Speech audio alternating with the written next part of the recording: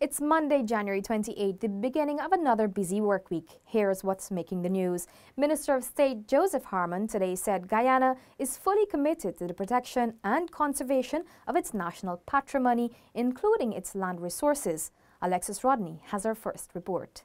Addressing the opening of the 17th session of the Committee for the Review of the Implementation of the Convention at the Arthur Chung Convention Center, Minister Harmon said Guyana aspires to be a success story in the implementation of the UNCCD. Guyana finds itself in a position of great strategic importance with regard to the climatic well-being of our planet. Located at the center of the Guyana Shield, a 270 million hectare ecoregion that has been described as the lungs of the earth. Our pristine rainforest is crucial to the carbon cleanup of the earth's atmosphere. The state minister said evidence of the importance of Guyana's role as a partner in the global environmental movement can be seen in the many agreements entered into with countries such as the Kingdom of Norway, the Netherlands, Germany and Japan, as well as international organizations such as Conservation International for the conservation of the forests. Executive Secretary of the UNCCD, Monique Barbot, said that the possibility of achieving the United Nations Sustainable Development Goal is well within reach. We therefore have a deep appreciation for our unique position and the crucial nature of our responsibility in relation to the preservation of our land cover. During the 3-day conference, delegates will conduct interactive dialogues on the Gender Action Plan as a tool to improve the living conditions of the people affected by land degradation, new and innovative resources to finance initiatives to combat land degradation, and the progress towards achieving the Sustainable Development Goal target. Reporting for InfoHub, Alexis Rodney. Over 180 members and stakeholders from 30 countries are in Guyana for the Caribbean Association of National Telecommunications Organization, CANTO's 35th Annual General Meeting and Mini Expo. The event was officially opened last evening at the Guyana Marriott Hotel, Kingston, Georgetown. Sonika Thorne has the details. In her feature address at the opening, Minister of Public Telecommunication Catherine Hughes acknowledged the role that CANTO played in facilitating the process of bringing together regional telecommunications operators. Minister Hughes also mentioned several initiatives that the government of Guyana has been pushing to position Guyana as an ICT hub in the Caribbean. The industries that we so far have depended on as a region for so many years no longer have the scope or the functional capacity that we require to support our national and economic development requirements. It is not lost on us that we must diversify quickly, and most importantly, diversify into those sectors and industries that will make the most use of our intellectual capacities. But most importantly, that will provide an opportunity for real economic transformation. A strong digital agenda in each of our countries allows us to do just that. Outgoing Chairman of CANTO, Julian Wilkins, provided an overview of some achievements over the past 3 years, with one of its main focus on partnerships and inclusivity. CANTO is very keen on all stakeholders within the ICT environment. Our mission has evolved over the years by focusing more on inclusiveness, that is, embracing all ICT members. We advocate on key issues of the day more often than we did in the past, and we try to create an environment that encourages investment and innovation.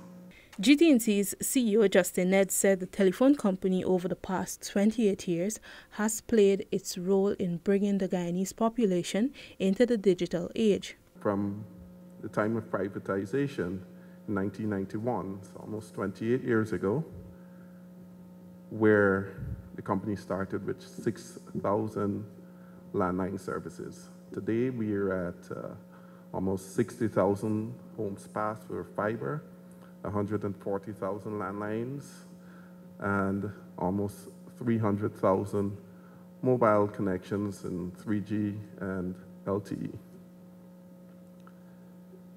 So I believe that the role of GTT is not done, and I believe that working with Canto, we can move the region forward. Canto is the leading trade association of information and communication technology, ICT, in the Caribbean.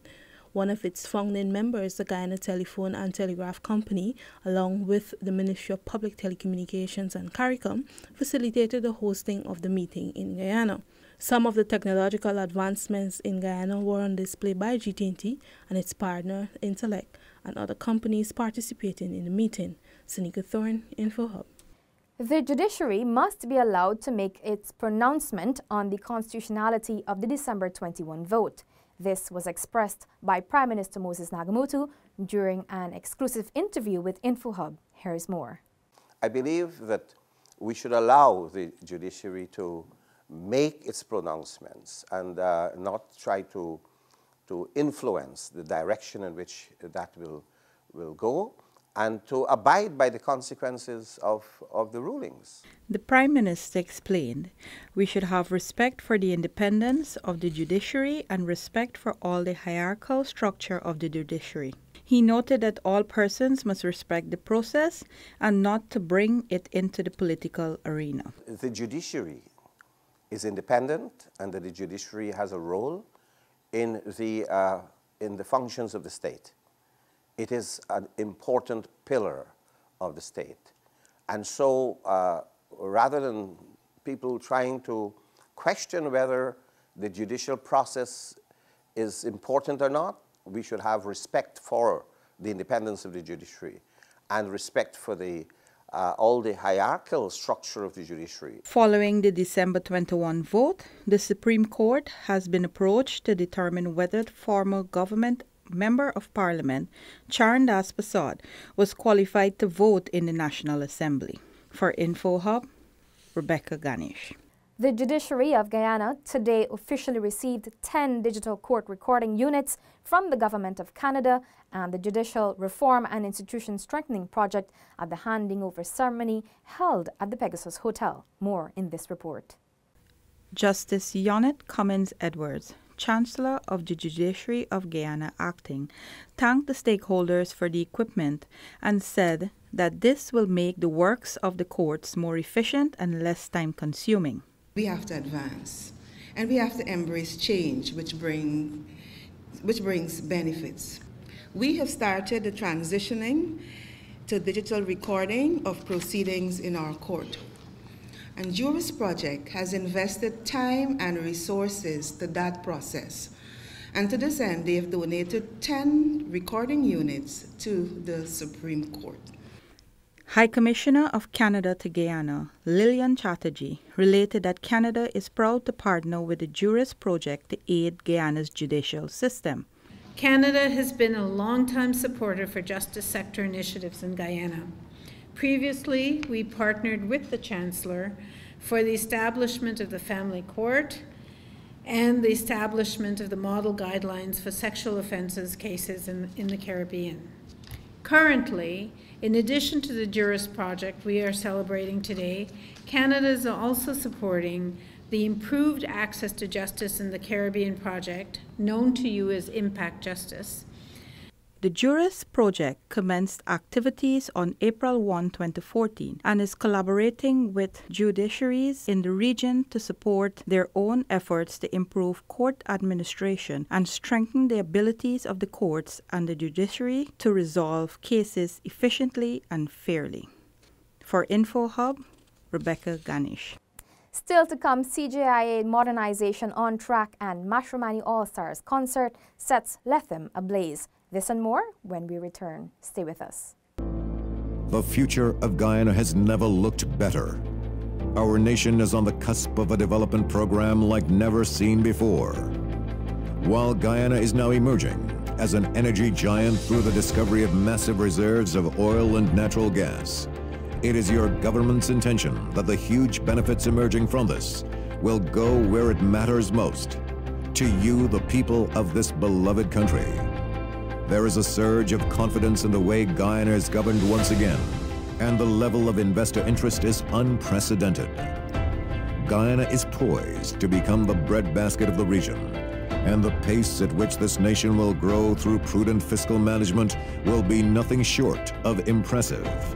But more than anything else will be the way every Guyanese, regardless of color, class, or creed, becomes a part of this historic period of national transformation, sharing in the wealth and well-being of it all as one Guyana. Welcome back. Minister of Public Health Valda Lawrence says her ministry has reached out to PAHO for technical support and is promising transparency in its investigation into the deaths at the Georgetown Public Hospital. Here's that report. The Public Health Minister in a statement today said that a thorough investigation will be launched by the GPHC into the circumstances surrounding the passing of Kerwin Edwards, Roshni Sigobin and Shariza Mendonza. As such, the ministry has sought technical assistance from PAHO WHO to ensure transparency. They can lend to the transparency, they can lend to the process, and they can be able to provide the Georgetown Public Hospital Corporation with any technical assistance which they may not have. And to also inform the minister in terms of what comes out of the process. Chair of the GPHC board, Cassandra Alves, said that the hospital has since discontinued the use of the drug administered to the children. We too want the truth at the highest level. If something did go wrong, we will let the public know that, because it's also important that we protect our future patients.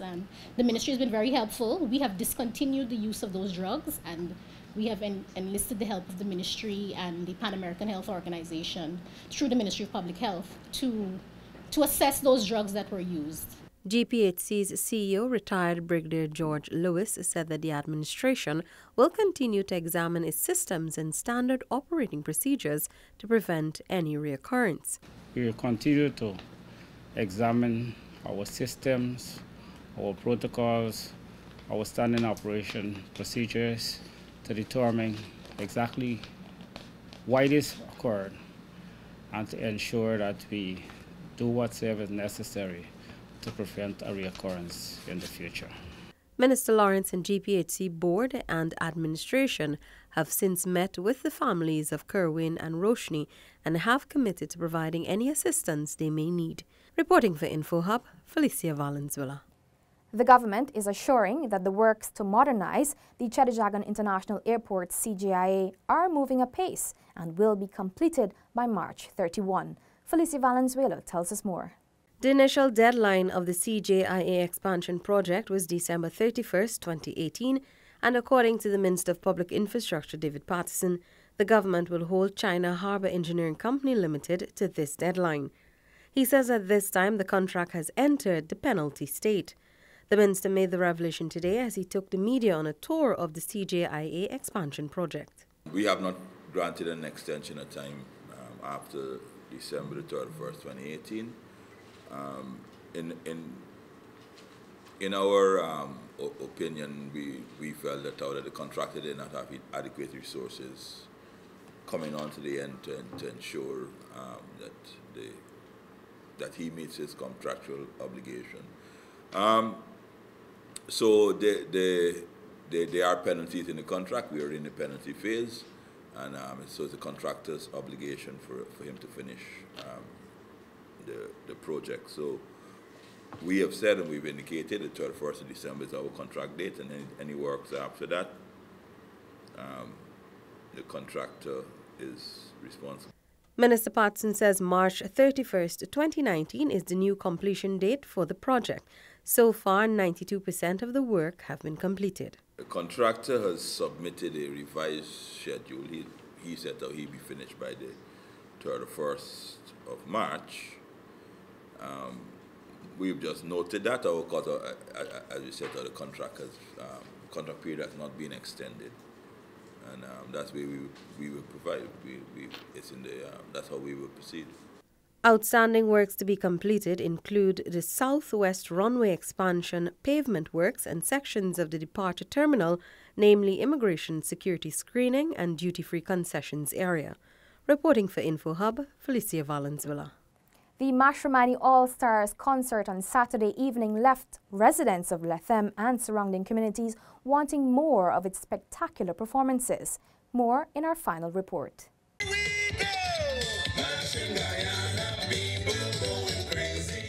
Hosted by the Ministry of Presidency, Department of Social Cohesion at the Tapatinga Sports Complex ground, the show featured artists like Michelle Big Red King, Jomo Rubberwaist Primo, Melissa Vanilla Roberts, reigning Soca Monarch Branding Harding, and reigning Chutney Monarch Bounty Singh and Kwesi Ace, among others. The performers captured the audience with their boundless energy and catchy songs. Minister of Social Cohesion Dr. George Norton said the decision to host the show in Lethem was aimed at ensuring nationwide inclusion in the Mashramani festivities. We had activities in Region 1, in Region 2, in Region 6, in Region 5, and Region 9 here tonight. This is the idea, to take the celebrations to the different regions so you can all be part and parcel of what everybody's enjoying in Guyana. We look forward to seeing you in the capital city. Regional Chairman Brian Allicock said he's satisfied with the support shown by the residents. I'm happy with the crowd. We have some neighbors from Brazil too. They are here, the Brazilians that came across. And we have some Guyanese living over there, so they come across for this event. And they're here. Some people from the villages, they came out, and I'm happy of the turnout here tonight. And I know everybody's enjoying themselves. As the Mashramani activities continues across the country, persons are invited to attend the Banks Calypso semi-finals at the Union No. 53 Village Community Center, the Carib Soca Monarch semi-finals at the Linden Georgetown Municipal Bus Park, and the Chutney Dance Competition in Region 3. Neola Diman, InfoHub.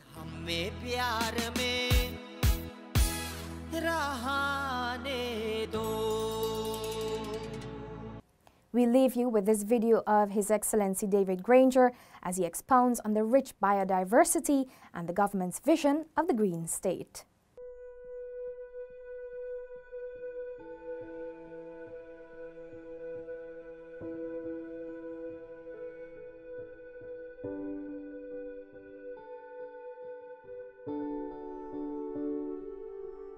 My concept of the protected areas ties into the administration of the country as well as our biodiversity. As part of the mainland, we have a very complex landscape, the coastal zone, the lakes, the wetlands, the highlands, the rivers, the waterfalls. When you consider the complexity, and in fact each area has a different type of biodiversity. I'm convinced that every region could have a unique protected area. The Kaieteur Falls, the Victoria Ridge lily, these are things we own. I'm proud of them, I boast about them, I put them here. This is the largest lily in the world. How you like that? Everybody said. I think that we are now waking up to the treasure, the prize of our biodiversity. And by combining this rich resource with our protected areas, it will become a value which permeates society. And every region, every Guyanese citizen can say, this represents me, this represents my patrimony, this represents something that I want to hand over to my children and grandchildren. I think this is a place to love. That you could sit at the bank of the Essequibo River at Iwokrama and see that river flowing. You can see the caiman coming up there for morning breakfast. And it's love. It's love. And that is what is going to keep this country going.